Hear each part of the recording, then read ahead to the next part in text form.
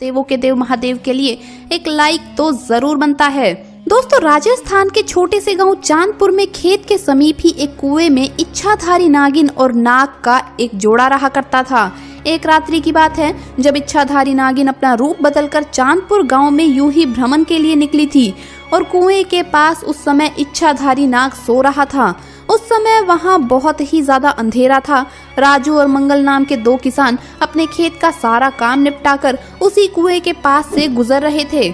ऐसे में अंधेरे में भूलवश राजू का एक पांव उस इच्छाधारी सांप के फन पर रखा गया।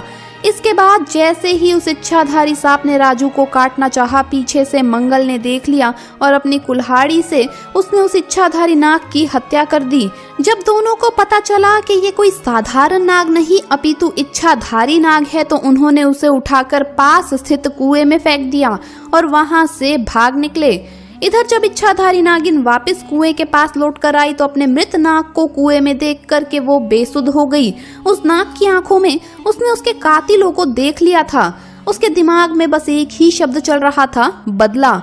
उसने उसी समय प्रण लिया कि जिसने भी मेरे नाग की हत्या की है, मैं उन दोनों इंसानों को इसी कुएं के अंदर ही मारूंगी। ऐसे में उसने बहुत सालों तक उसी कुएं में रहकर अपने नाग के कातिलों का इंतजार किया, परंतु राजू और मंगल ने उस घटना के बाद से उस स्थान से निकलना ही बंद कर दिया था। परंतु इच्छाधारी नागिन अपने नाग की हत्या का बदला लेने के लिए बहुत ही ज्यादा तड़प रही थी। उसके सब्र का बांध अब टूट चुका था और उसने निश्चय किया कि अब मैं गांव में जाकर ही उन दोनों हत्यारों से बदला लूंगी।